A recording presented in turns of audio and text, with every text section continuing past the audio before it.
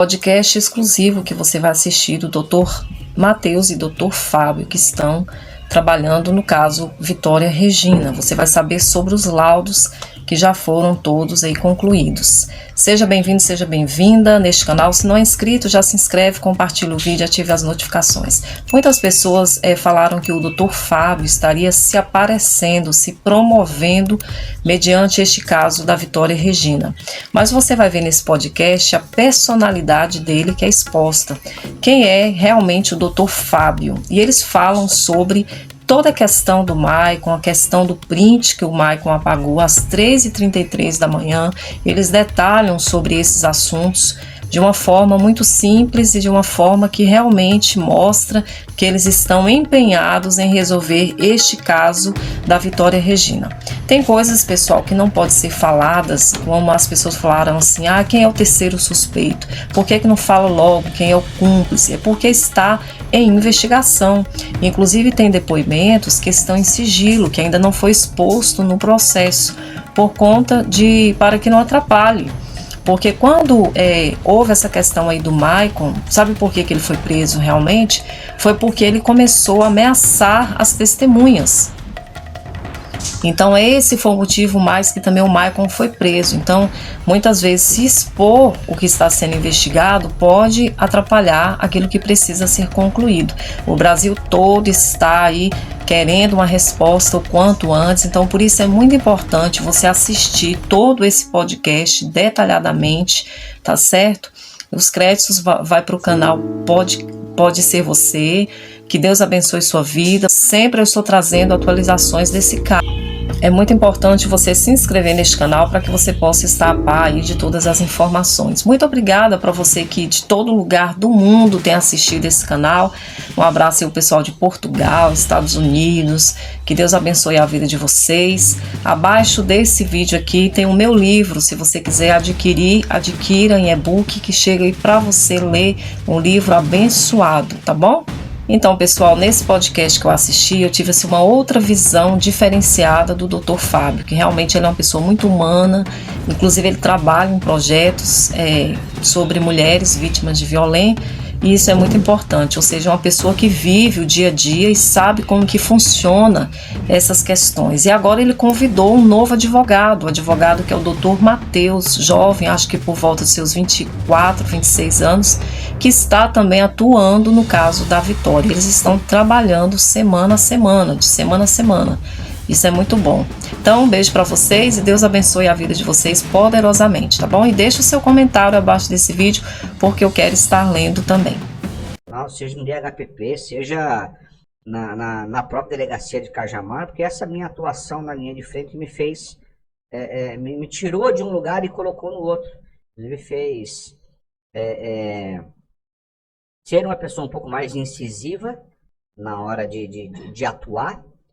Isso aí acaba despertando o interesse de outras pessoas e despertou inclusive o interesse de uma emissora de TV, que me fez convite para ser comentarista de um programa que é a Record, lá em Campinas, onde eu fiquei praticamente quase 3 anos como comentarista do Cidade Alerta, e aí consequentemente para São Paulo. Então essa minha história no direito é uma história um pouco diferenciada, e aí eu procurei estudar, Eu acho que eu sempre falo para todo mundo, sempre falo para os meus filhos que algo que ninguém nunca vai tirar de você, o seu conhecimento.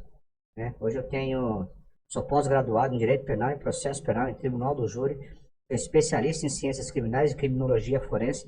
Minha atuação hoje 99% é no júri popular, inclusive semana que vem, no próximo semana eu vou para o Recife, para poder, no dia 12 nós temos um júri lá, o Matheus também vai estar comigo, vamos fazer um júri. A gente tem uma procura muito grande por conta dessa nossa atuação diferenciada. A advocacia criminal é muito competitiva, Daniel, e ela é muito restritiva também. Por que eu digo restritiva? Porque os jovens advogados que estão chegando agora no mercado de trabalho, eles não têm muitas oportunidades. Eles não têm porque os advogados que estão um pouco mais à frente parece que não tem segurança de trazer consigo uma pessoa para agregar. Entendeu? Eu acho que eu falei aqui, numa outra oportunidade com você, eu não tenho medo e receio nenhum de emprestar a minha cadeira, porque eu não tenho medo de perder o meu assento. Não tenho. Você é um verdadeiro líder, né? Não tem, não Eu tem. tenho essa visão. Eu não tenho assim, acho que o Matheus pode falar com um pouco mais de propriedade, eu não tenho ego, Nenhum. não tenho esse negócio de que o processo é meu, quem fala sou eu, não tenho vaidade em relação a Eu isso. tenho uma crença muito forte, permita-me dizer, doutor. Aquilo que Deus tem determinado para a sua vida, ninguém toma. É irmão. isso. O tempo de Deus na sua vida, ninguém toma. Bênção é sua. A bênção está sobre a sua vida, irmão. Podem fazer o que E é quiserem. o que eu falo, e às vezes eu vejo isso assim, né, no dia a dia a gente escuta, não vou chamar tal pessoa, porque daqui a pouco eu vou chamar, o cara vai aprender e ele tá fazendo sozinho, então, mas essa é a intenção. Né? Tenho vários amigos hoje que estão advogando, estão muito bem advogando, que começaram comigo, me chamaram na rede social e pediram uma oportunidade. Uma oportunidade de acompanhar o meu dia a dia, de acompanhar o meu trabalho. E aí eu trouxe a pessoa, chama até Ailton, um grande amigo meu, falei com ele hoje, inclusive, tá no Pernambuco agora. Fez um júri comigo, fez 2, fez 3, fez 4. E aí, daqui a pouco o cara vai estar fazendo sozinho, chama. Eu falei, cara, mas essa é a intenção. Porque o meu cliente nunca vai ser o cliente dele. O cara que é meu cliente, o cara nunca vai ser cliente de ninguém. O cara que procura o escritório do Dr. Fábio Costa hoje, ele não vai sair. Ele só vai sair se ele não tiver mais problema criminal. Tem espaço para todo mundo, né? Tem espaço para todo mundo. E aí foi uma história muito legal, porque esse cara foi fazer um júri. E na hora no início do júri, você faz os cumprimentos, né? Você faz um cumprimento para o Ministério Público, para o juiz, para os jurados, para a plateia, para o pessoal da segurança ali. E aí ele falou uma frase bem legal, ele falou, eu queria agradecer a um advogado, né, meu amigo, não está aqui, mas se hoje eu estou aqui, foi porque um dia ele me deu uma oportunidade. Então eu queria fazer um agradecimento ao doutor Fábio Costa. Cara, ele me mandou isso e depois eu mostrei para algumas pessoas. Tá vendo aquele cara que vocês falaram que ele um dia faria um júri sozinho, que não iria me chamar aqui, ó. Entendeu? Então eu acho que esse é o legal. Eu sempre faço isso, né, todas as vezes que eu tenho a oportunidade de fazer, de ajudar, porque falta um pouco isso na advocacia, principalmente na advocacia criminal. Acho que falta um pouco isso no ser humano. Né? Falta um pouco de empatia. Na realidade, assim, falta um pouco de empatia e aquela coisa, você tem que ter segurança no que você faz. Né? Porque se você não tiver segurança, se tiver medo de perder o seu assento, jamais você vai emprestar sua cadeira para alguém. E eu nunca tive problema nenhum com isso. Você também tem especialização na área criminal, né? Sim, eu tenho especialização em ciências criminais, graduado em ciências públicas, estou me pós-graduando em direito penal econômico, estou mestrando, então termino meu mestrado no final desse ano em direitos fundamentais. Que bacana, parabéns. Essa é a minha estrutura curricular aí. E como que surgiu essa junção, essa união aí dos dois advogados? Curioso, conta pra nós aí, conta pra todo mundo aí, é interessante. Vamos lá. Eu atuo há mais ou menos 2 anos, eu atuava em um processo de repercussão midiática também, e eu acompanhava a família da vítima. Eu era assistente de acusação em um processo de um crime de homicídio triplamente qualificado que aconteceu no município de Sorocaba. E eu acompanhava, junto com outro advogado, eu atuava como assistente de acusação. Um certo dia, subestabeleceu no processo, palavras populares, o advogado que estava no processo foi substituído. Isso significa um termo jurídico de subestabelecimento. E aí, o Dr. Fábio Costa entrou nesse processo através de um subestabelecimento. Eu me lembro que eu fiz até uma brincadeira. Eu olhei para o advogado que estava comigo e falei assim, agora a briga ficou boa. Tem um advogado muito bom agora no processo. E eu só conheci o Dr. Fábio Costa nessa circunstância, em lados opostos de um processo judicial. Nos momentos atuais, nem eu e nem o Dr. Fábio Costa estamos mais atuando nesse processo, mas foi uma curiosidade do destino para que a gente pudesse nos conhecer. E aí nos conhecemos, começamos a conversar. Quando veio o caso Vitória, o Dr. Fábio Costa me convidou para atuar com ele nesse caso. Eu me senti muito honrado, porque é um caso, muito provavelmente, é o maior caso da atualidade, eu acredito. Na verdade, eu falo com propriedade, é o maior caso da atualidade. E além do mais, é o maior caso que eu já atuei na minha carreira.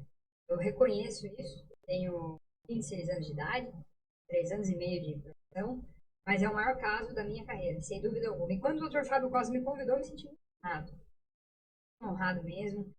Inclusive, eu faço, todas as vezes que eu posso ter a oportunidade, eu agradeço por essa oportunidade. Estamos atuando nesse processo debruçado há mais de 30 dias aí, todos os dias, 24 horas por dia, 7 dias por semana, debruçados nesse processo, porque exige muita atenção. O processo exige. Que bacana, Matheus. Matheus, e você agora, eu acabei descobrindo que você é meu vizinho aqui, mora aqui no Tamboré, pertinho aqui do nosso bairro. Vai estar sendo sempre convidado para estar aqui conosco. Vai ser uma honra. Vamos usá-lo bastante aqui no Vai nosso ser uma podcast. Eu me coloco será um à prazer. disposição. Pode me chamar que vai ser um prazer. Bom, a atuação de vocês no júri criminal é possível? Eu gostaria que vocês comentassem. É possível cancelar um júri? É sim. Doutor? É possível você cancelar. Tem várias formas de você cancelar, né? Geralmente, às vezes você coloca uma testemunha, você arrola uma testemunha, por exemplo, né? E aí chega no dia, se você colocou essa testemunha e ela não compareceu, você pode insistir nessa testemunha. E se você insistir, o júri não vai acontecer. Entendeu? Reagendado. Tem que ser reagendado. Por mais que estejam lá, promotor, juiz, todos os jurados, toda aquela estrutura montada. Testemunha faltou, eu vou insistir na testemunha, mas eu acho que esse não é.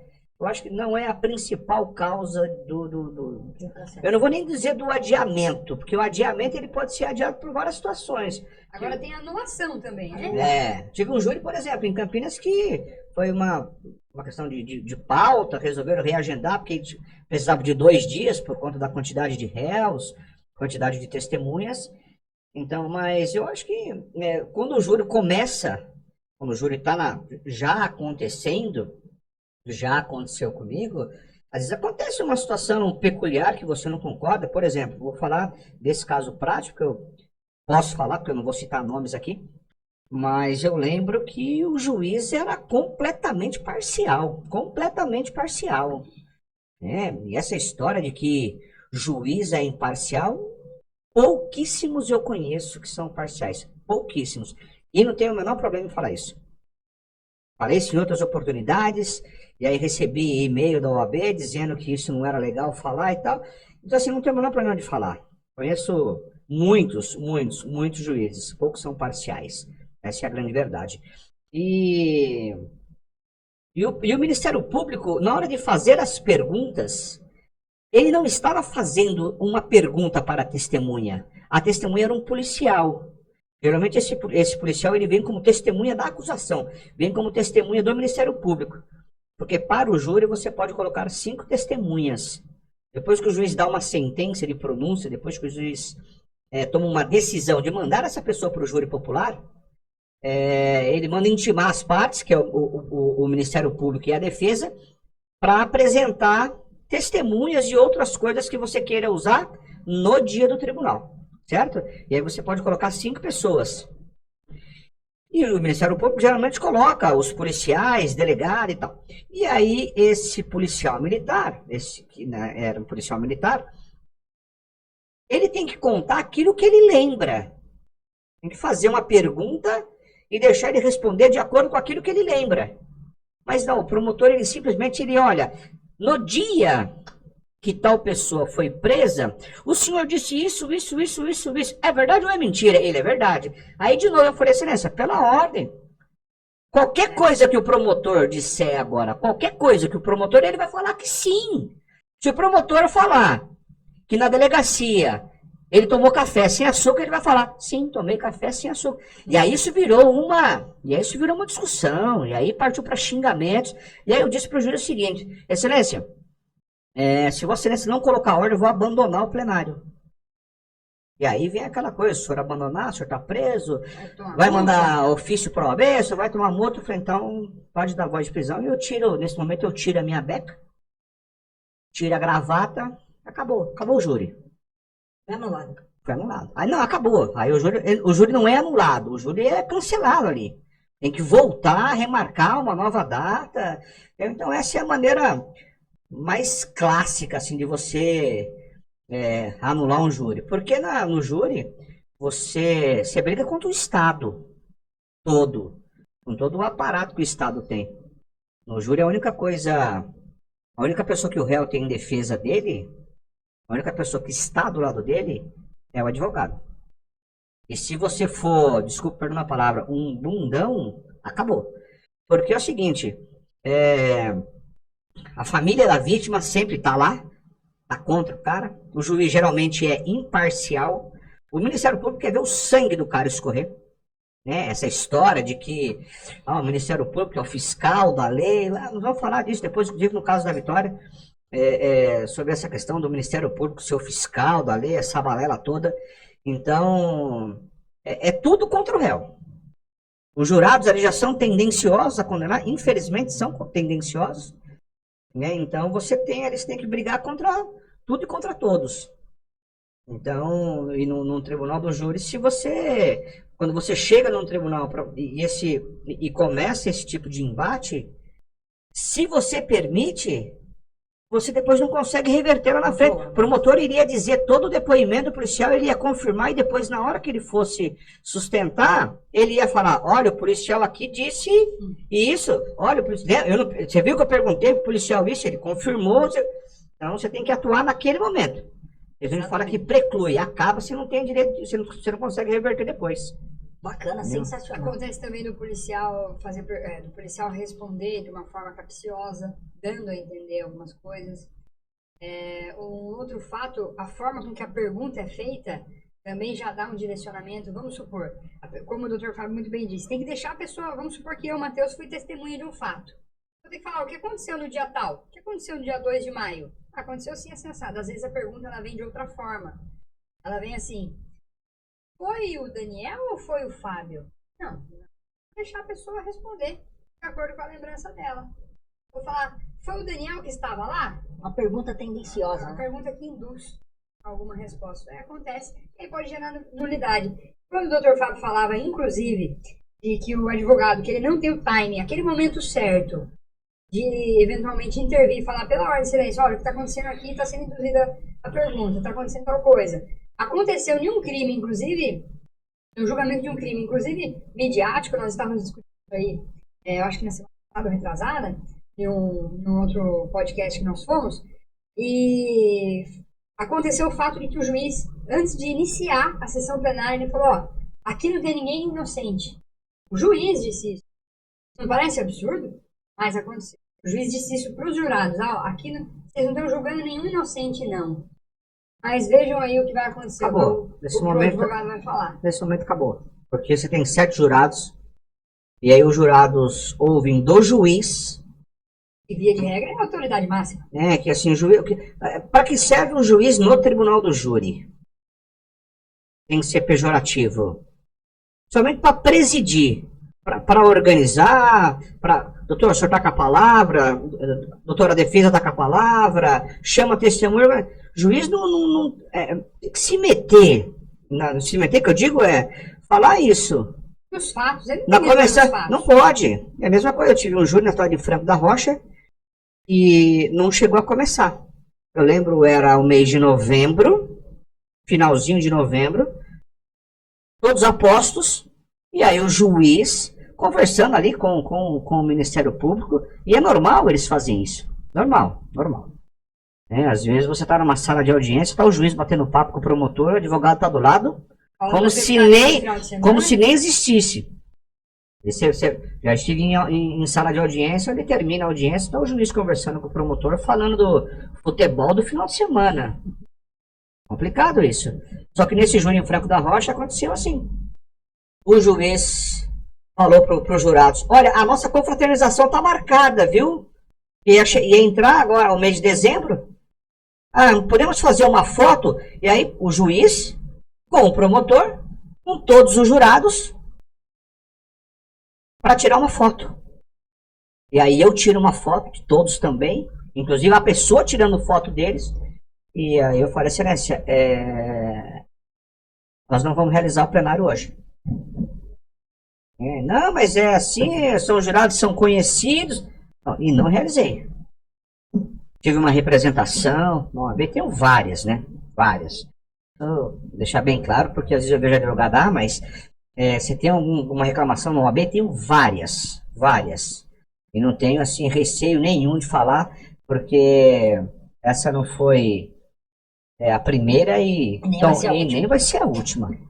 Inclusive, parafraseando um advogado criminalista mineiro, ele fala que o júri não é local para aventureiros. E o advogado criminalista ele tem que ser protagonista. Porque se ele não se impõe, como o Dr. Fábio fez, e falar, não vai ter júri hoje, eu estou indo embora, arranca a beca, arranca a gravata, isso aí gera um prejuízo para o cliente de uma condenação de 20, de 30 anos. E hoje o STF já entendeu que tem a soberania do veredito dos jurados. O cliente entra solto, sai preso. E você tem uma questão bem peculiar, é o seguinte, porque é o que você fala, o réu, ele só tem você.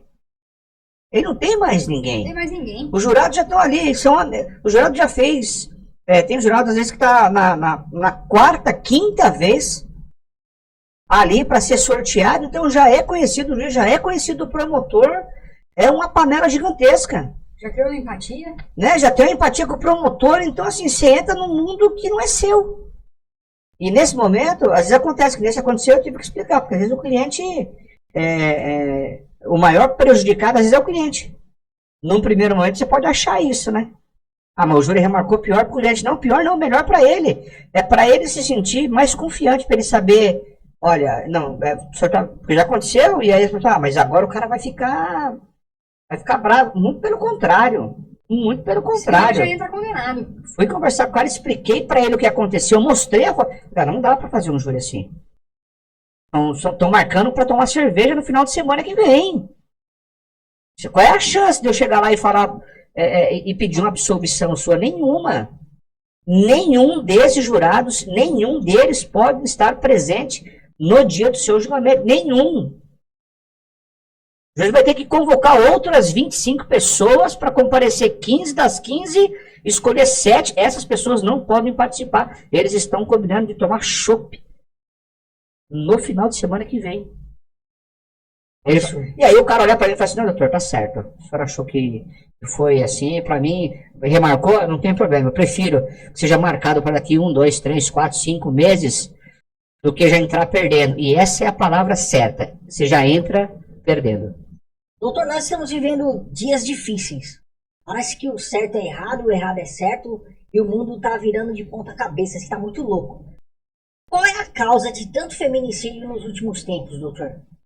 Olha, uma excelente pergunta. Eu acho que assim, uma primeira questão que é importante pontuar é que, infelizmente, sempre houve o crime contra a mulher. Sempre houve.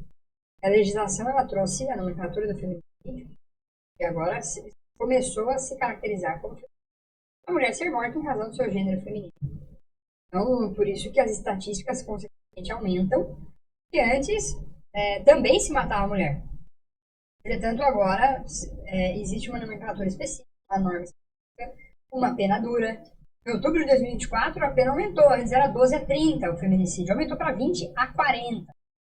Então, está havendo um endurecimento, uma busca de repressão por parte da sociedade. Tem diversos institutos, diversas formas de reprimir esse tipo de crime, mas sempre o Estado pode continuar se movimentando, se articulando para buscar a proteção dessas mulheres que são violentadas. Inclusive, eu acho que é até importante pontuar que o escritório do Dr. Fábio Costa, o qual eu faço parte da equipe, tem um projeto muito bacana, e a gente faz parte que nós atendemos mulheres que são violentadas, que são vítimas de violência doméstica, de forma 100% gratuita e presencial. Elas entram em contato com a gente através de um canal de comunicação, agendam um dia, tem um primeiro atendimento que não é jurídico, é simplesmente para saber quais documentos devem levar e etc. E nós atendemos de forma 100% gratuita e presencial. Isso é justamente para buscar justiça. Porque um caso como o caso da Vitória, do lado de Cajamar, se não houvesse uma atuação tão presente por parte do Dr. Fábio Costa, eu ouso dizer E o resultado talvez não seria esse. Do Michael denunciado, uma busca por um terceiro na cena do crime, no crime de ocultação de cadáver, que a gente vai já vamos explicar melhor, de forma pormenorizada cada questão. Mas é de suma importância a atuação do assistente de acusação. É de suma importância. Eu acredito que o resultado não seria de forma tão célere. Ainda assim, nós temos críticas a tecer ao Estado, Polícia Civil, ao Ministério Público, eventualmente. Nós temos críticas a tecer. Mas seria ainda pior se não houvesse uma atuação direta do assistente de acusação. Isso eu falo sem dúvida. Bom, no caso Vitória, Dr. Fábio Costa, existe prova... É o que todo mundo está querendo saber aqui. Existe prova concreta para que o Michael possa realmente ficar preso? Ou somente aquela confissão mentirosa descarada dele? Essa confissão dele nem foi levada em consideração na denúncia. Não houve sequer a menção dessa confissão dele na denúncia. Porque é uma denúncia que, quando veio, ela veio de uma forma estranha, não digo ilegal, tá? Seria leviano da minha parte eu falar que foi ilegal, porque não foi. O delegado fez tudo de acordo com o manda o Código de Processo Penal, né? A lei não recomenda que você faça a colheita do depoimento de uma pessoa na madrugada. A lei não recomenda, mas é uma recomendação. É uma recomendação. Tem que ser feito no horário comercial, na presença dos advogados. Mas em casos excepcionais, e aí não há dúvida alguma que esse caso da Vitória é um caso excepcional, o delegado, por uma questão de conveniência, ele pode colher o depoimento da pessoa num horário diferenciado. Mas aí colheram o depoimento dele numa madrugada, sem a presença dos advogados dele. Convocaram uma advogada para o ato específico, para aquele ato da confissão. E aí o que mais nos surpreende é o teor da confissão. É o que ele traz na confissão, que naquele momento não corrobora, não vai na contramão de tudo aquilo que estava sendo investigado. E aí, posteriormente, vem aquele áudio dizendo que ele confessou sob coação. E nesse ponto eu vou dar o crédito a ele. Porque tudo bate para que essa confissão tenha sido feita dessa maneira. Né? Então, uma confissão que ela veio de um modo estranho, com fatos que não corroboravam com nada em relação à investigação, mas essa confissão não é nem mencionada na denúncia do Ministério Público. Mas fato é, ele teve uma prisão temporária de 30 dias, foi convertida, foi prorrogada por mais 30 dias, e agora convertido na prisão preventiva. Então, assim, tem provas, e ele está preso, e teve essa conversão da prisão temporária para a prisão preventiva, não pela confissão. Porque a confissão, Daniel, ela não serve para uma condenação, ela não sustenta uma condenação. Só com essa, se não tivesse nenhum laudo pericial, imagina esse processo sem o laudo, ou melhor dizendo, imagina que todos esses laudos tenham dado negativo, todos os laudos. Aí você pode falar assim, mas tem a confissão dele. Não serve. Tem que ser a confissão mais uma prova técnica. Agora, quando você tem uma prova técnica, que é os laudos, e os laudos comprovam que ele está na cena do crime, independe da confissão dele. Então, descarta essa confissão dele, que não valeu em absolutamente nada. Hoje ele está preso justamente por conta das provas. Eu não vou dizer prova, tecnicamente falando, é até errado você falar prova no inquérito policial, porque prova, para ser prova, ela precisa passar pelo contraditório e pela ampla defesa. Isso acontece diante do juiz. Então, assim, só na fase processual. Daqui para frente, tudo que tudo que for prova, ela tem que passar pelo contraditório da ampla defesa. Agora, no processo, foi apurado o quê? Todos os indícios, todos os indícios, com as provas, com esses indícios técnicos, com os laudos, eles comprovam que o Michael, de fato, é o autor. Doutor, quantos laudos tem ao todo e quantos foram concluídos? Foram concluídos todos também? Olha, nós não temos o número exato dos laudos. E tem alguns que ainda nem foram acostados no inquérito policial. Por quê? Exatamente o que o doutor Matheus falou. Você tem um inquérito sobre total sigilo. E nesse sigilo, as partes, quando eu digo as partes, são advogados de defesa do Michael e os advogados de assistência de acusação, nós, no caso, nós podemos ter acesso somente àquilo que é documentado. Vamos explicar. O delegado pede uma diligência, pede para de repente ouvir uma pessoa, uma determinada pessoa. Ele ouve essa pessoa, mas ele pega esse depoimento e ele não dá acesso para ninguém. Nem para os advogados de defesa e nem para o assistente de acusação. Ele guarda com ele esse depoimento. É legal? Legal. A lei permite, porque ele decretou o sigilo, então ele pode separar peças. E aí quando a gente fala peças, é depoimentos, objetos, laudos. Ele pode separar para continuar a investigação.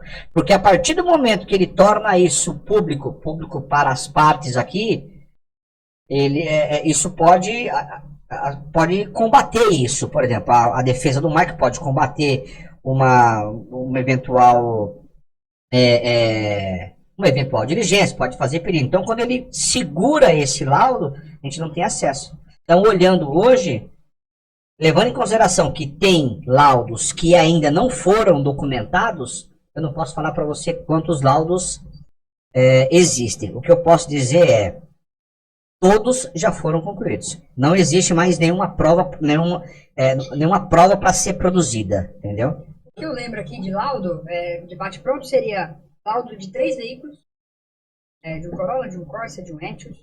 Tem laudo da cena do crime, tem o laudo geográfico, que faz um croquis da área, tem o laudo necroscópico, evidentemente, tem o laudo da residência, onde foi encontrado sangue, tem laudo da quebra do sigilo telefônico, do próprio Michael. Inclusive, isso é um ponto importante, né? Falando de prova, que era a pergunta anterior, o Michael ele tira um print do store, no store do Instagram, ele tira um print do store, 00:06. Ela tinha postado esse story 11:36. Posta cerca de meia hora depois, ele tira print. E ele faz uma alteração nesse print que ele tirou, e presume-se que ele apagou do celular dele 3:36 da manhã do dia 27. E ela foi arrebatada, foi capturada do dia 26 para o dia 27. Então já é uma prova muito grande. E aí tem uma sequência cronológica de todos os fatos que aconteceram e independem da confissão dele. Porque a confissão dele, como dito pelo Dr. Fábio, é uma vergonha. É uma mentira descarada do começo ao fim. Daqui a pouco nós vamos falar a respeito das condenações dele, mas um dos crimes que ele cometeu foi ocultação de cadáver. Isso. Aí entra em cena, nesse exato momento, uma terceira pessoa. Isso. Doutor Matheus, você acha, na sua opinião, o que você pensa a respeito dessa cena do crime? Pode ter acontecido uma possibilidade do Michael ter sido contratado por alguém para matar a Vitória? Olha, possibilidades a gente não descarta, mas não é isso que tem no inquérito policial até o momento. Tudo pode acontecer. O fato ele pode virar cabeça para baixo, mas não é isso que tem acartado no inquérito policial até o presente momento.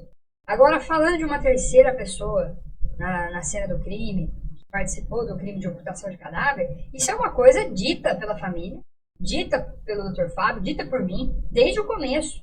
Inclusive, é praticamente impossível, eu digo humanamente impossível, uma pessoa, independentemente do porte físico, carregar sozinha um corpo, no trajeto em que ele fez dentro de uma mata, passando por uma cerca de um vão de aproximadamente 50 centímetros, sem arrastar o corpo e sem deixar marcas, e colocar o corpo na forma como foi colocado. Não foi jogado, foi colocado.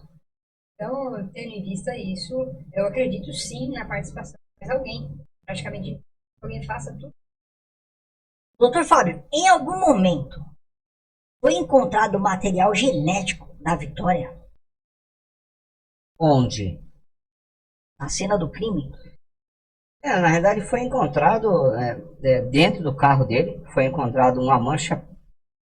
Não se sabe se é sangue humano, esse sangue humano é da Vitória, mas no local, na casa, foi encontrado uma mancha de sangue, comprova que esse sangue é dela, ou seja, ela esteve naquele local sangrando. Então, possivelmente, provavelmente, ela tenha sido morta nesse local. E não dentro do carro, como ele disse na confissão dele, que deu 2 facadas nela, que na verdade são 3 facadas dentro de um carro, e esse carro passa dias depois por uma perícia, e a perícia não encontra absolutamente nada. Esse sangue lá na cena do crime, na casa dele, não pode ter sido na hora que ele foi se lavar? Vestígios Possibilidades de um existem. banho? Possibilidades Por existem. causa da quantidade, né? Como o doutor já explicou, pegar uma pessoa e meter uma faca Na realidade, a gente não sabe, quando a gente fala num local, como aquele local é uma região de mata muito grande, pode ter sido dentro da casa, mas também pode ter sido do lado de fora da casa. É um local muito escuro. Não faria muita diferença estar dentro da casa e estar fora da casa. Entendeu? Mas fato é que naquela cena, e quando a gente fala na cena, no local do crime, não é especificamente num cômodo dentro da casa. Se a gente fala no local, é no local todo. É casa com quintal. Entendeu? Então eu não acredito, de repente, que ela... Primeiro que eu acho que ela não foi morta no mesmo dia. Até porque nós temos a palavra do perito, quando o corpo foi encontrado, de que ela havia sido morta há 5 dias. E naquele momento nós tínhamos 7 dias de desaparecimento. Então tudo nos leva a crer que ela ficou 2 dias dentro de um lugar, talvez dentro desse lugar. Matheus, existe alguma possibilidade de um relacionamento extraconjugal e por algum momento foi feito algum exame e possibilidade da Vitória estar grávida ou não? Não, diz um relacionamento extraconjugal com o Michael? Não. Com alguém, alguma outra pessoa? Não, essa informação não existe. É até curioso, Daniel, acho que é muito importante a gente falar isso. É normal que um caso que tome a envergadura que esse caso levou, que se surjam diversas teorias, várias perguntas, indagações. E ainda bem que o ser humano fica indignado diante desses crimes. Isso é de suma importância. Agora, também, por um outro lado, nós temos que trabalhar com muita cautela no que existe. E, às vezes, o que existe é o suficiente para a condenação daquelas pessoas que estão envolvidas. Então, o que existe? Existe prints de Vitória no celular de Michael. Existe o carro dele passando, praticamente perseguindo o ônibus. O que existe? O DNA dela, tanto na casa quanto no veículo. O que existe? Existe uma confissão de autoria e depois ele volta atrás da forma com que ele fez. Mas a autoria dele também já foi provada através de diversos laudos. O que existe? O material genético de uma terceira pessoa no carro de Michael. O sangue dela na casa dele.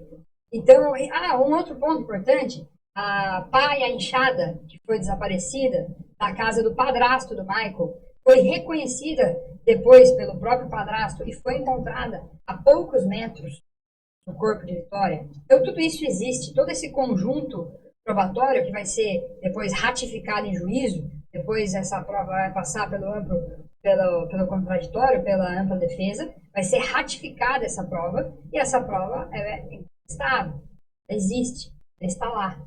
Ela demonstra que foi o Michael. Ele está no Intercrimes. Intercrimes é o caminho do crime. E aqui nós estamos diante, até me antecipando talvez, diante de 4 crimes que o Michael já está sendo, por 3, denunciado, ou seja, ele já está sendo processado por esses 3 crimes, e um 4º crime que já está sendo apurado, que não se tem dúvida da autoria dele. Então, isso já foi demonstrado. O primeiro crime que ele já foi denunciado, ele está sendo processado e deve se defender desse crime, mas certamente será condenado, é o de sequestro e cárcere privado. O segundo crime é o feminicídio. O terceiro crime é a fraude processual, porque houve a limpeza da casa dele, desviou a cena do crime, etc. E o 4º crime, que é o crime que está sendo apurado e a participação de mais alguém ou coautoria, é o crime de ocultação de cadáver, que é o 4º crime. Então, diante disso, já temos informações suficientes de que foi o Michael. Agora, apura-se se houve a participação. O promotor de justiça, Jandir Moura, na coletiva de imprensa que teve essa semana no Ministério Público, ele afirmou que não houve participação de terceiros no sequestro e no crime cometido pelo Michael no feminicídio. O que vocês pensam a respeito disso? Ele disse que não entrou. Ele afirmou que não houve A a participação. participação de uma terceira pessoa no sequestro e no crime cometido no feminicídio. Na realidade, assim, isso é uma opinião dele. E ele está indo de acordo com aquilo que foi investigado. Né? Numa investigação que, no meu ponto de vista, pela experiência que eu tenho, e aí eu posso falar com propriedade, porque acompanhei outras investigações. Bem claro aqui que não caí de paraquedas nesse caso. Eu tenho já uma certa caminhada em investigações criminais. E no meu ponto de vista, essa é a minha opinião. Lógico que o resultado da investigação, ele pode trazer um resultado diferente daquilo que eu estou dando a minha opinião, e não tem nenhum problema. Mas a minha opinião sobre a investigação é muito mal feita. Muito mal feita. Sabe? E na coletiva, algumas palavras pontuais do Ministério Público dizer que 2 meses, e em 2 meses a polícia fez tudo isso. Demorou demais para fazer tudo isso. Demorou demais para fazer tudo isso. Porque no começo, quando se tratava do crime do desaparecimento da Vitória, eu não acho que teria, porque é a pergunta que todo mundo, inclusive eu vi que você postou hoje no Instagram, a respeito das perguntas, o pessoal falando do DHPP. Sim, certo? No primeiro momento, eu não acho que esse crime, eu não acho que esse caso deveria ter sido remetido para o DHPP. No início, não. Por quê? Porque as buscas elas foram efetivas. Nós tínhamos um boletim de ocorrência, depois um inquérito policial que apurava, num primeiro momento, o desaparecimento da Vitória. E naquele momento foi muito efetivo a polícia. Por quê? Contou com a participação da Guarda Municipal em massa de Cajamar, sob o comando do Leandro Arantes, secretário de Segurança Pública, um cara linha de frente, poucas vezes, e assim, não é meu amigo, tenho um contato com ele, não o conheci na delegacia, um dia antes do corpo ser encontrado, mas já estava acompanhando o trabalho dele, e poucas vezes eu vi um secretário de Segurança Pública arregaçar as mangas e andar junto em tudo. Então, assim, um efetivo da Guarda Municipal, mais de 12 equipes, mais de 100 homens, com cães farejadores, com drones, com a polícia ambiental, com o corpo de bombeiros. Então, naquele momento, a busca era muito efetiva. A cidade de Cajamar, o efetivo da segurança pública tinha condições de localizar, tanto que localizou. Mas naquele fatídico dia, 5 de março, por volta das 17 horas, que o corpo foi encontrado, naquele momento, o delegado tinha que chegar e falar, olha, agora tem que ser o DHPP. Nós não temos estrutura para conduzir um caso de tamanha, não vou nem dizer de tamanha brutalidade, tamanha complexidade. Porque naquele momento, 7 dias, foram 7 dias de buscas e já tinha 1 milhão de informações. E não tinha efetivo, tem um escrivão na delegacia, que é o Cícero. Faz um trabalho maravilhoso, mas é para tomar conta de tudo. A delegacia de Cajamar não tem viatura.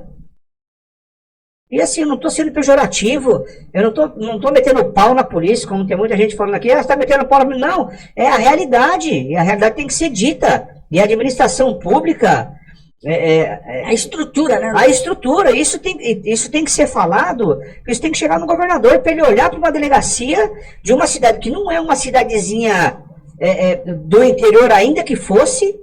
Nós estamos falando de uma cidade que está na região metropolitana de São Paulo. O que é importante dizer, doutor, que quando o senhor fala da estrutura, não está dizendo dos profissionais que estão ali. Não. Porque quem mas está, também, muitos ouvintes confundem essa questão, doutor. Vou explicar. Confundem a questão do profissionalismo do profissional com a estrutura que se tem na cidade. Mas eu vou falar do profissional também. Eu vou falar do profissional. Porque, assim, mas você vai... Eu estou falando da estrutura? Estou falando da estrutura. Mas assim que eu concluir, eu vou falar do profissional também, porque, assim... se faz um bom trabalho, eu falo. Quando eu digo, eu estou numa situação que além da advocacia, eu tô numa emissora, e eu sempre quando eu tenho a oportunidade de falar bem do trabalho da polícia, eu falo muito bem do trabalho da polícia. Mas quando tenho que criticar, eu critico sem o menor problema, sem o menor receio de qualquer retaliação. E naquele momento, o inquérito, ele tinha que ser remetido para o DHPP? Sim. Por quê? Porque a delegacia não tem estrutura, não tem veículo, não tinha viatura, não tinha efetivo, não tinha uma quantidade de policiais, não tinha uma equipe. Porque você tem outras demandas. Não é só o caso da Vitória. Você tem uma cidade inteira dependendo de uma polícia civil ali. Não dá para você destinar 100% de tudo para aquele caso. E aí, como é que fica a população? Você tá entendendo? Então, naquele momento, tinha que ser remetido para o DHPP. Por quê? Porque eles têm estrutura, é um departamento especializado. E quando eu falo em estrutura, tem um efetivo de policiais, um número de policiais maiores, é a especialidade deles. Equipamentos, viaturas, é outra história, é um departamento especializado. Mas naquele momento tinha que ser remetido para o DHPP. Mas não, aí resolveram segurar. Só que em caso de desaparecimento, cada minuto é muito importante. E aí quando localizou o corpo, e aí veio a informação de que ela tinha sido torturada, decapitada, cabelo raspado, sinais de agressões. Isso, cara, isso chocou a sociedade de uma tal maneira. E eu sempre falo, um dos pontos principais, ou o ponto principal que fez com que esse caso estourasse dessa maneira, foram essas palavras do delegado no dia, porque essa informação de que ela tinha sido decapitada, degolada, estuprada, violentada, ficou tantos dias no cativeiro, eu não dei essa informação. Eu não dei. Quem deu essa informação foi o delegado, doutor Aldo, que esteve lá. Ele esteve lá no local e deu essa informação. E aí a população pega essa informação, cai com a imprensa, e aí esse caso estoura. E falou assim, sem só de olhar. Não tinha uma informação precisa disso. Então, naquele momento ali, eles se perderam. Esse era o momento de remeter para o DHPP. Resolveram segurar. Não tinha efetivo, tanto que uma pessoa era ouvida num dia, passava 2, 3 dias, era ouvida outra pessoa. Não pode, por isso que demorou 2 meses. Aí veio o promotor de justiça e disse, em 2 meses foi feito tudo isso. Eu diria diferente. Demorou muito para se fazer só isso. Demorou muito para se fazer 2 meses de investigações para ouvir quantas pessoas? 20 pessoas?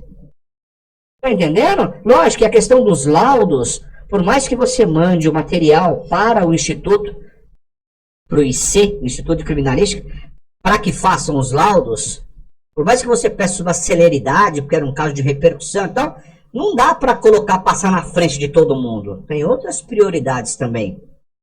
Então, o laudo, é normal que ele demore um pouco. Até aí, ok. Agora, 2 meses de uma investigação... Não dá para aceitar. Agora, em relação aos profissionais, eu vou tecer críticas também. Eu vou tecer porque, assim, tudo que a família ficou sabendo foi através da imprensa. Tudo. Quando não pela televisão, ora por canais de comunicação como o seu. Que lançavam uma informação, a família ficava sabendo. Isso foi vazando a todo momento. Um inquérito sobre sigilo. O delegado decretou o sigilo absoluto do inquérito policial. E aí vaza a informação, coloca a culpa na imprensa. E eu digo o seguinte, a imprensa não tem nada a ver com isso. E não estou aqui defendendo a imprensa. Estou dizendo que a imprensa só dá informação porque ela vazou. Se vaza um documento de dentro do inquérito que é sigiloso, de quem é a culpa? De algum lugar ela recebeu. De algum lugar ela recebeu. O profissional da imprensa, você, por exemplo, Daniel, você não vai acordar amanhã e falar, deixa eu soltar uma fake news aqui para dar uma remexida nesse caso. Cara, seria leviano da sua parte. Eu nunca vi ninguém fazer isso. Agora a imprensa ela só dá informação quando ela recebe a informação. Você está entendendo? Então eles não tinham, além do efetivo, da questão da estrutura, aí vem a questão do profissionalismo. Delegado, diretor do Demacro, olhar e falar, esse cara é um psicopata porque ele fala pouco. Qual é a capacidade técnica que um delegado de polícia tem para dizer, olhando para uma pessoa que ela é psicopata? Há um monte de bobagens que foram ditas em entrevistas coletivas desnecessárias. E aí eu faço essa crítica em relação aos profissionais. Aos profissionais. O delegado nunca chamou a família. Não que ele tenha obrigação. Do ponto de vista legal, ele não é obrigado. Mas ele deveria chamar a família. Ó, tá acontecendo isso. Olha, eu estou trabalhando numa linha de investigação. Nós estamos aqui tentando apurar tal fato. Não revelei ainda, não vou revelar para vocês, porque está sob sigilo. Mas já foi feito isso. Nenhuma vez. Você vai na delegacia de Cajamar, os investigadores, salvo... vou até falar o nome. Fábio, que é um dos investigadores, o cara 100% para recepcionar o escrivão, o Cícero, os dois, só. No mais, parece que quando você entra na delegacia, parece que é um inimigo que chegou. Por quê? Por conta desse meu perfil de cobrar. E aí, num determinado momento lá, eu disse para eles, eu não vim aqui para fazer amigos, eu vim aqui para fazer o meu trabalho. Então, façam o trabalho de vocês e eu vou fazer o meu trabalho. Então, assim, muita coisa poderia ter sido evitada porque disseram muita bobagem. E quando eu falo disseram, eu digo os nomes. Dr. Fábio Senac, o diretor do Demacro, José Luiz do Carmo, até o próprio promotor de justiça, e vou falar, isso vai vazar, vai chegar no ouvido dele, e eu vou estar no júri, eu vou estar no processo ao lado dele, no dia do júri popular, eu estou sentado do lado dele. Na entrevista coletiva, ele disse que não tinha nenhuma crítica a tecer contra a autoridade policial. Aí a pergunta que eu te faço, e o fato do Michael ter usado um telefone de celular dentro da delegacia? É normal? Cara, isso é uma prevaricação. Isso, sim, o promotor de ofício, ele teria que pedir para instaurar a apuração de um crime ali, porque o Michael não poderia ter usado um telefone de celular dentro da delegacia. Não poderia. Essa é uma pergunta que está na pauta aqui, Matheus. Quantas vezes se sabe que o Michael usou o telefone celular dentro da cadeia? Perfeito, excelente pergunta. Pelo menos uma. É. Só que aí vem a pergunta justamente para ficar no ar. Quantas mais? Quantas mais? Com quem mais ele falou? Falou só com a mãe? Se uma vazou, há possibilidade de mais. Exatamente. Como é que você garante para mim que ele não tá com o telefone celular desde o dia que ele esteve... Ah, mas você tá exagerando. Não tô exagerando. Eu tenho um vídeo que comprova que ele usou o telefone celular dentro da delegacia, no momento em que ele não foi preso em flagrante. Porque ele poderia usar um telefone celular? Poderia. Quando a lei permite isso? A lei permite que você utilize o telefone celular quando é preso em flagrante, e aí você pode fazer uma ligação para pedir a presença de um familiar ou a presença de um advogado. Fora isso, não pode. O contato ao mundo exterior da pessoa que está custodiada, seja numa cadeia pública, que é o caso da delegacia, ou num CDP, ou numa penitenciária, é por carta. Não é permitido. E o conteúdo da conversa... Cara, o conteúdo é surreal. Então, assim, se não apuraram a utilização, não vão apurar o conteúdo.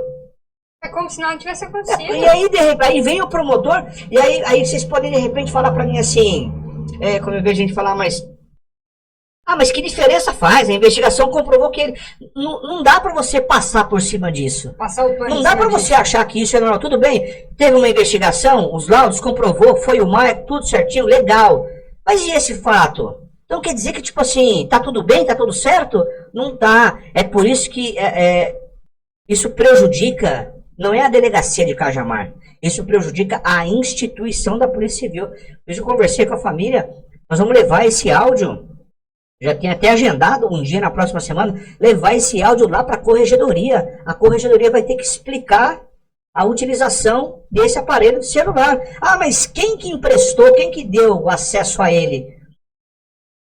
Quem tem que responder esse é o delegado. E quem vai responder é o responsável pela delegacia, Dr. Fábio Lopes Senac. Ele vai ter que explicar, porque ele estava ali presente naquele momento.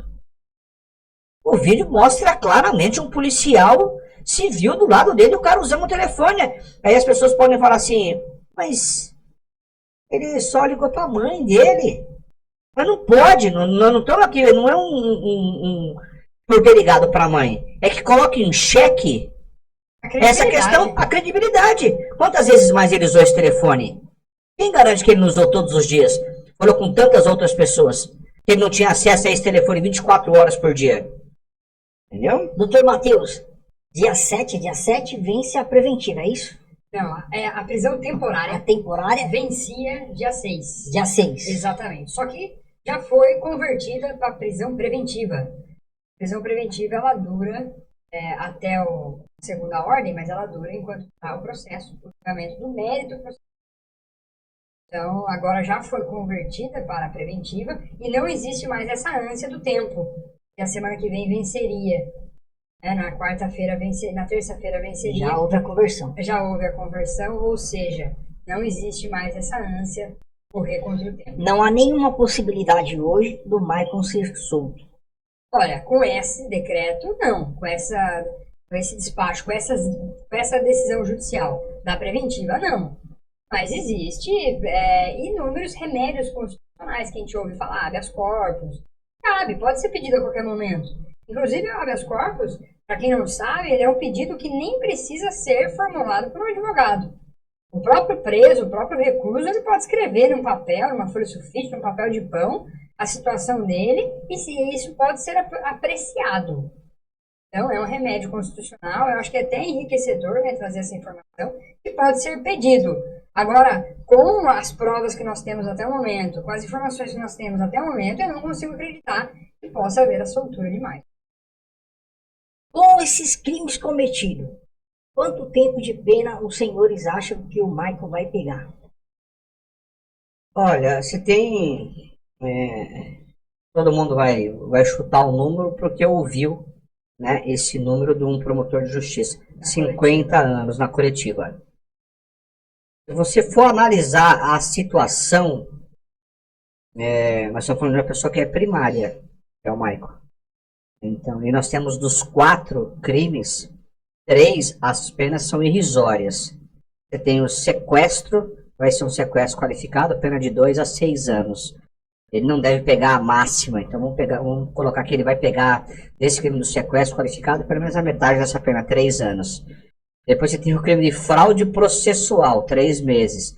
Depois você tem o crime de ocultação de cadáver, irrisório também.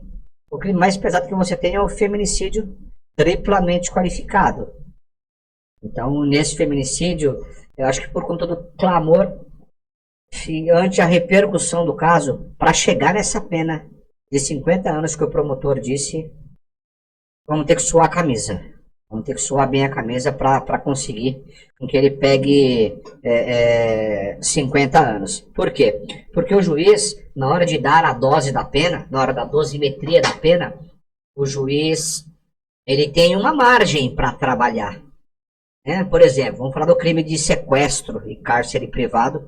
Nesse caso do sequestro qualificado. Pena de 2 a 6 anos. Ele não pode subir, ele vai ficar entre 2 e 6. Ele não pode dar num crime de sequestro, que é de 2 a 6, ele não pode dar 8. Entendeu? E há entendimentos que a pena também não pode ficar abaixo do mínimo.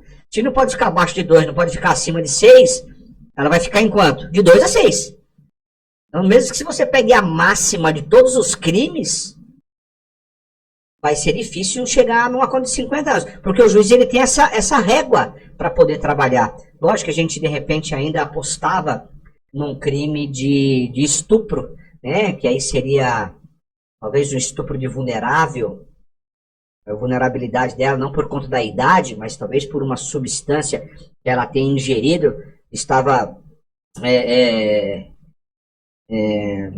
dopada naquele momento. Vulnerável é a palavra mais certa, e a vulnerabilidade não é só da idade, não é abaixo. Mas ela não é vulnerável porque tinha mais de 14 anos. A vulnerabilidade estende a qualquer momento, desde que a pessoa tenha usado alguma substância, ou até mesmo, de repente, está amarrada, tá entendendo? Esse crime poderia colocar aí pelo menos mais uns 10 anos na conta dele, e aí eu começaria a acreditar que nós poderíamos chegar numa pena de 50 anos.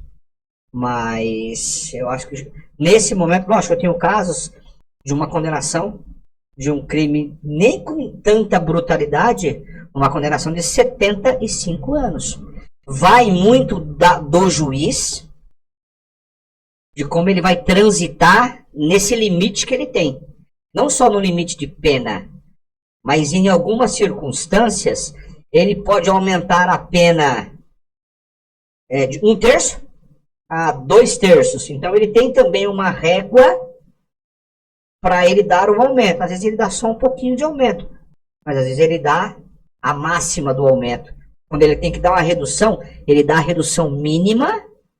Vamos supor que o Mike confesse o crime, confesse que matou. Ele vai ter direito ao benefício da confissão. Está lá no artigo 65 do Código Penal. Ele vai confessar e tem uma alternativa. O juiz pode reduzir. Aí o juiz deverá, não é que poderá. O juiz deverá. Obrigatoriamente o juiz tem que considerar essa confissão e reduzir a pena. Mas reduz, só um pouquinho. E na hora de aumentar, aumenta na máxima. Então é nisso que a gente aposta. Que nessa hora de aumentar as penas, que o juiz vá no máximo de aumento. E na hora de aplicar algum benefício que a lei permite, um deles, a confissão, que essa redução seja mínima. Para que a gente chegue aí, de repente, em 50 anos, e aí aquela velha conta, né, de progressão e aquela coisa toda. Também, no processo penal, o único momento que leva em consideração a pessoa é na dose da pena, na dosimetria da pena. O processo penal, ele julga o fato praticado. Pouco importa se quem praticou foi o João, vai julgar o fato. Agora, quando chega a hora da dose da pena, aí é levado em consideração a pessoa, se ela tem maus antecedentes. Nesse caso, o Michael, ele é primário. Também é uma outra circunstância que permite que a pena seja tão... Doutor Matheus, o caso continua lá em Cajamar, houve alguma petição para ir para o DHPP? Essa é a pergunta que muitos internautas fizeram. Vai para o DHPP, vai continuar em Cajamar? Como que vai ficar a situação desse caso? Na terça-feira que passou, o inquérito policial foi finalizado, foi relatado. O relatório final é a última manifestação do delegado no inquérito policial, que é um procedimento administrativo, procedimento investigatório. O delegado, ou seja, a autoridade policial, relatando o inquérito, esse inquérito ele é encerrado. E agora vai se iniciar um novo inquérito no que diz respeito à ocultação de cadáver, aproveitando as informações que já foram colhidas até o momento, em Cajamar. Essa é a situação desse momento. Ainda continua em Cajamar. Bacana. Doutor Fábio Costa, o tempo voa, a Tempo hora voa. voa. Eu olhei aqui, já passou de 10 horas. Já é 22h17. Sexta-feira que vem a gente volta. Cara, eu só tenho a agradecer vocês por estarem aqui. O meu patrão ali está sinalizando que pode continuar mais um pouquinho aqui sem problema nenhum. Mas assim, eu gostaria nesse momento, você falou a respeito de um projeto social, né? Para que fique um alerta aí com todas essas penas que estão sendo impostas agora com essa questão do feminicídio. O cara que cometeu um feminicídio, ele já não tem mais a prisão. Agora, o que aconteceu? Em outubro de 2024, teve uma alteração. Então, veio uma lei nova. Se não me engano, eu vou postar aqui se eu estou lembrando do número da lei. Eu acho que é 14.994, de 2024. Veio uma lei nova, é isso mesmo, né? Veio uma lei nova e essa lei ela veio endurecendo os crimes praticados contra a mulher. Então, a primeira coisa que aconteceu, a pena do feminicídio aumentou. Antes era 12 a 30, agora é 20 a 40. Outra coisa que aconteceu, o crime de lesão corporal, calúnia, injúria e difamação, que são os 3 crimes contra a honra, eles tiveram um aumento de pena também, quando é praticado em razão do sexo feminino. O crime de ameaça dobrou a pena em razão do sexo feminino. E uma última, que é a cereja do bolo, que isso eu acho de suma importância, é que agora os crimes eles são processados independentemente da manifestação de vontade da mulher que foi vítima. Ou seja, agora é chamada de ação penal pública incondicionada. A mulher, antes, ela tinha que representar o desejo de processar o seu agressor. Agora o Estado tem essa tutela. O Estado pode processar esse agressor, independentemente da representação dessa mulher. Acho que teve também alguma coisa em relação alguma coisa dos crimes hediondos, né? Porque eu acho que na questão da hediondez, quando você fala num crime hediondo, o que diferencia o crime de onda, além da pena ser majorada, ser maior, igual o doutor falou, é que lá na frente, na hora dele obter o benefício da mudança de regime, quando ele está no regime fechado, para ele passar para o regime semiaberto, depois passar para o regime aberto, Ele tem que respeitar o prazo. o cumprimento é maior, entendeu? Então, antes, por exemplo, tinha que cumprir 50% da pena para poder passar de regime, agora tem que cumprir 70%. É mais ou menos essa A conta. audiência de custódia e o direito de fiança. O direito de fiança não tem nos crimes hediondos. Não. Em alguns crimes, esses que eu mencionei também não cabe. E a audiência de custódia ela é um rito processual previsto em lei constitucional para avaliar como foi a prisão. Não se avalia o fato na audiência de custódia. Na audiência de custódia, o juiz nem vai perguntar que arma que foi usada, como que foi o crime, se tem câmera de segurança, se não tem. Vai perguntar como foi a prisão. Se houve uma agressão durante a prisão, se houve alguma ilegalidade, se quem efetuou a prisão agiu da forma correta. Então, a audiência de custódia ela vem com isso. Janeiro de 2015. Maravilha, fala mais do projeto social. Se quiser deixar o telefone, o endereço, para que as pessoas possam entrar em contato Perfeito. com você. Nós vamos deixar na próxima vez, porque eu não estou com contato aqui. Porque a gente fez uma transição de número, telefone, e eu não estou com o número aqui. O senhor tem aí, doutor? Tem, vou passar. É um projeto que eu lancei esse projeto em 2024, né, e inclusive faço questão de ressaltar, muita gente achou que eu estava lançando esse projeto com alguma possível intenção partidária, de ser candidato a alguma coisa. Absolutamente, nunca tive a intenção de ser, nunca tive. Então é um projeto que eu resolvi abraçar e lançar, né, com atendimento a essas mulheres que são vítimas de violência doméstica. Projeto com atendimento presencial, gratuito. É um projeto de orientação. Nosso objetivo lá não é acabar com o casamento de ninguém.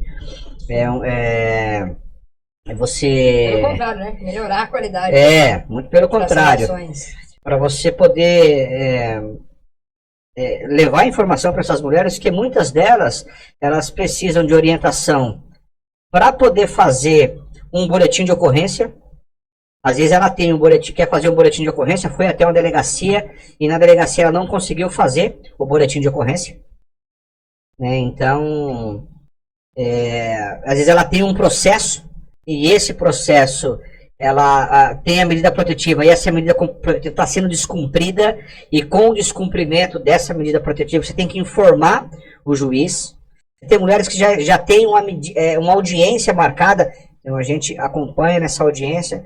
Então é mais um serviço de orientação para fazer com que a mulher ela entenda que ela está passando por uma violência doméstica. A violência doméstica não é só agressão física. Você tem a violência patrimonial, você tem a gestacional, você tem a violência psicológica, você tem a violência em relação à moral. Então eu poderia ficar aqui 10 minutos falando para você de todos os tipos de violência contra a mulher. Então faço questão mesmo de falar sempre. É um projeto pessoal, sem nenhum cunho partidário, sem nenhum cunho religioso. Não tenho vínculo com associação nenhuma. É um projeto pessoal meu, do Dr. Fábio Costa, do meu escritório. Uma demanda 100% gratuita. A gente tem um setor que cuida especificamente desse tipo de processo. Então a gente vem atendendo essas mulheres. Eu atendimento toda segunda-feira, das 10 ao meio-dia. Tem uma pessoa que fica lá atendendo. A gente disponibiliza um número de telefone. Eu passei para ele agora, ele vai Já falar. veio convites, doutor, para o senhor sair em algum partido político, ser candidato a alguma coisa? Muitos. E aí todos que vieram eu recusei. Muitos, mas muitos mesmo. Futuros virão, que eu também não tenho nenhuma intenção. Mas eu vou falar uma coisa para o senhor. O nosso país, a nossa nação, necessita de pessoas com caráter igual o seu. Principalmente no meio político. Porque tem muitas pessoas más dentro da política. Eu acho que é uma questão de renovação. Eu acho que tudo que vem para renovar, né, se vem com pessoas melhores, o resultado fica melhor. Mas não é a minha intenção. Não digo que nunca serei. mas não é a minha intenção, não é o meu projeto, não quero de forma alguma ser visto pelas pessoas que me seguem, por exemplo, nas redes sociais, mais de 150 mil pessoas. Não quero que essas pessoas me vejam como alguém oportunista que está na televisão, que está à frente do caso que é seguramente, se não um dos ou maior caso criminal do país, talvez da história desse país. Né? Então não quero ser visto dessa maneira, não é essa a imagem. Não por essa visão, doutor, mas assim, pela necessidade. Lógico, não, entendi. Lógico que se eu tiver uma oportunidade de poder fazer algo pelas pessoas, eu sempre vou fazer. Eu já faço isso. E aí seria uma continuidade. Então eu acho que é um negócio que tem que ser muito bem pensado, muito bem estudado, muito bem analisado, né? Porque você demora, Daniel, muito tempo para você construir uma imagem, você leva muito tempo para você construir um nome no mercado. E aí eu, graças a Deus, nesses anos todos aí, dormindo 3 horas por dia, trabalhando mais de 20 horas por dia, eu consegui fazer um nome no mercado e eu prezo muito por isso, prezo demais por isso, demais, pela minha imagem. Então essa é a imagem que eu quero manter por hora. Então é uma coisa que tem que ser estudada com calma, porque quando se fala em política, automaticamente já as críticas pejorativas começam a surgir, e aí com isso vem a depredação do seu nome. Isso para mim hoje o que eu tenho de mais importante além da minha família é o meu nome no mercado. Parabéns, doutor. Parabéns pelo posicionamento. Matheus, doutor Matheus Scarlatti. Muito obrigado, meu vizinho, morador de Santana de Parnaíba. Fica um convite aqui pro doutor Fábio também. Santana de Parnaíba gosta de abraçar as pessoas, viu, doutor? Quando se sentir cansado aí no deslocamento de São Paulo. Eu já fiz esse convite, viu? São Paulo. Verdade. Não, São Paulo Campinas. São Paulo Campinas. São Paulo Campinas. São Paulo praticamente todo dia. Todo dia chega uma hora que cansa, a idade vai cansando. Então, Santana de Parnaíba está aqui de braços abertos para te receber. Mas eu com 25 anos estou novo ainda. Eu vou aproveitar o espaço para agradecer a nossa equipe, né, doutor Fábio? Que trabalha com a gente aí, que permite que a gente esteja aqui dando frente para esses lugares. Eu vou falar do nosso time ali, da Luana, a Gabriela. São 3 Gabrielas no nosso escritório, então, Gabrielas, o Rafael, o Marcos, a nossa equipe que permite que a gente esteja aí atuando em linha de frente. Dr. Luiz Fernando, Wilson Zasca, né, É porque quando você entra num caso desse, você fica praticamente sem tempo para absolutamente nada. Hoje que eu vejo um pouco mais tranquilo, mas eu fiquei durante praticamente 50 dias dormindo 3 horas por dia, trabalhando no caso e atendendo todos os veículos de comunicação, que eu acho importante, faz parte do trabalho, né? Eu queria deixar bem claro isso. Eu já falei aqui, né, de uma outra oportunidade que eu tive aqui. Eu falei, meu objetivo quando eu entrei nesse processo não foi para aparecer na televisão, até porque eu já estava na televisão, já estou na televisão, então eu não entrei por isso, né? Entrei de fato para auxiliar essa família, né? E aí tem um carinho muito grande por eles, assim, com todos da família. Então eu entrei nesse processo por isso, para poder ajudar. E eu fiquei muito tempo, 50 dias praticamente ficando em casa 2, 3 horas por dia, tendo que vir para São Paulo, voltando para poder atender isso. Então, e quando você está nessa linha de frente, a sua estrutura tem que ser boa, porque tem outros processos, né? Então essas pessoas nos ajudaram bastante. E o Brasil inteiro está com os senhores, nesse caso, torcendo para que justiça seja feita. A Verônica Pereira está comentando aqui, doutor Fábio e doutor Matheus, no dia do júri, faça o melhor, surpreenda e possa haver justiça nessa nação. Esse momento de vocês, pode falar o que vocês quiserem, agradecer, fique à vontade, Matheus e doutor Fábio, e daqui a pouco também eu vou fazer os meus agradecimentos. Isso é inspirador, ver esse apoio, realmente é um caso que tocou todo mundo. Principalmente o Dr. Fábio também tem uma filha da mesma idade da Vitória, então eu sinto que o Dr. Fábio faz isso não somente por esse processo pessoal, Nós estamos trabalhando empenhados nesse processo, recebe todo esse carinho, toda essa energia positiva. Então isso é muito importante para a gente continuar. É o salário que a gente recebe de dormir pouco, de trabalhar muito, esse apoio popular, com certeza. Além disso, eu fiquei de passar o número de telefone. Eu finalizo tecendo meus agradecimentos à nossa equipe, à nossa família que nos apoia, compreende essa vida louca que a gente leva, como o Dr. Fábio disse, delegacia todo dia, fora de casa todo dia. Hoje acho que faz uma semana que eu não vejo minha esposa, fora de casa, trabalhando. Então a compreensão também da nossa família é um ponto importante. E acima de tudo, esse apoio, né, que nós recebemos. Então, acima de tudo, continuar trabalhando, sem violar nossos aí com esse propósito. O telefone para entrar em contato das 10 horas da manhã ao meio-dia, se alguma mulher é vítima de uma violência, para que tenha esse atendimento personalizado. O prefixo é 19, DDD 19, o número é 99-725-5903. 99-725-5903. Pelo WhatsApp. Eu finalizo assim. Muito obrigado pela oportunidade, Daniel, de a gente falar um pouco da nossa história, compartilhar a nossa luta pelo caso Vitória. Você nos recebeu muito bem e quero retribuir. Você é convidado a visitar o nosso escritório, estar lá, tomar um café com a gente. Todas as vezes que você nos chamar, a gente vai estar pronto aqui para contribuir de alguma forma com esse projeto de vocês, com esse podcast maravilhoso. Será um prazer, eu tenho certeza que eu irei sim, e agradeço pelo convite. Vamos fazer uma matéria lá com essa obra social aí tão linda que vocês realizam ali em Paulínia. Doutor Fábio Costa, esse momento é seu.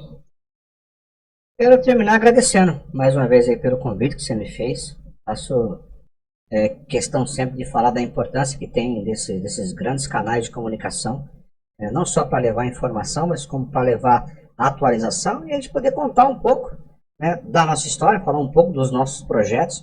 Acho que isso é importante para a divulgação do nosso trabalho, né, porque a pessoa, quando ela está buscando um advogado, que ela está procurando um advogado, ela analisa muitas questões, não só a questão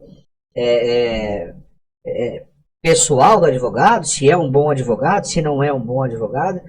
E esse trabalho com essa divulgação que você faz, dessa oportunidade, a gente tem um microfone aqui, e depois você colocar na internet aquele material maravilhoso que você faz, aqueles cortes, faz a pessoa entender e às vezes enxergar você como um profissional gabaritado. Isso então para a divulgação do nosso trabalho é sempre muito importante. Por isso eu te agradeço mais uma vez pelo convite, conte comigo sempre que eu puder voltar aqui.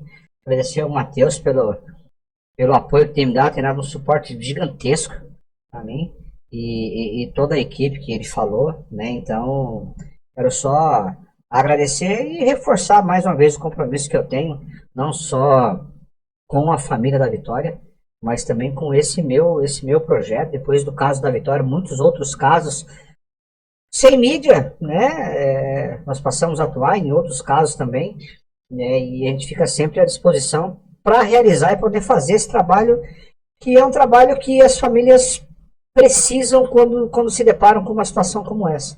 O advogado, um assistente de acusação num processo, ele é muitíssimo importante, porque o processo ele é muito técnico, e aí você fica com esse compromisso de pegar essas informações e levar de uma forma mais simplificada para a família.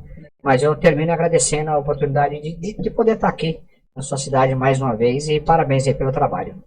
Eu agradeço os senhores e fico lisonjeado com os elogios tecidos pelos senhores. E esse projeto nasceu no meu coração. Tem muita gente falando bobeira, se ouve muito palavras de baixo calão nos podcasts por aí, muita bobeira, falando coisa com coisa e levando as coisas na brincadeira. Eu achei interessante começar um projeto e levar as coisas a sério, mostrar o lado da superação das pessoas, o lado de vitória que as pessoas lutam no dia a dia para conquistar, para conseguir. E importantíssimo levar informações para as pessoas, levar aquilo que verdadeiramente vai contribuir com algo que vai agregar valores dentro de um lar, dentro de uma família. Esse é um projeto, e pela bondade e a misericórdia de Deus, nós já passamos aí mais de 300 mil visualizações por mês em todas as redes sociais, e a tendência, o gráfico é crescer. E eu agradeço de coração por vocês estarem aqui, pelo tamanho e volume de informações que vocês trouxeram sobre esse caso Vitória, né, e outros casos.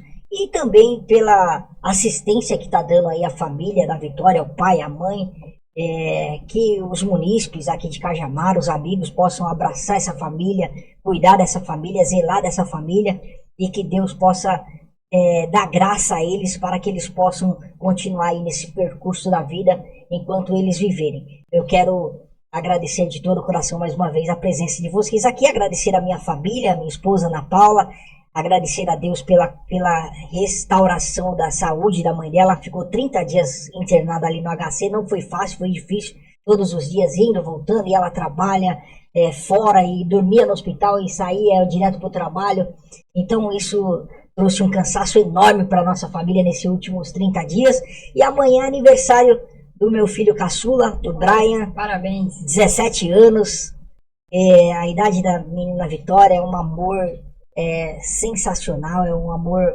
espetacular, é um amor, não chega a ser aquele amor ágape que Deus teve por nós de morrer na cruz, mas iguala, né, doutor Fábio Costa? Você que tem uma filha de 17 anos, é um amor incomparável, o amor de um pai para um filho. Uma de 17, tem um que acabou de fazer 13. Ah, né? Que bacana, que legal. Eu tenho um de 17 e um de 21.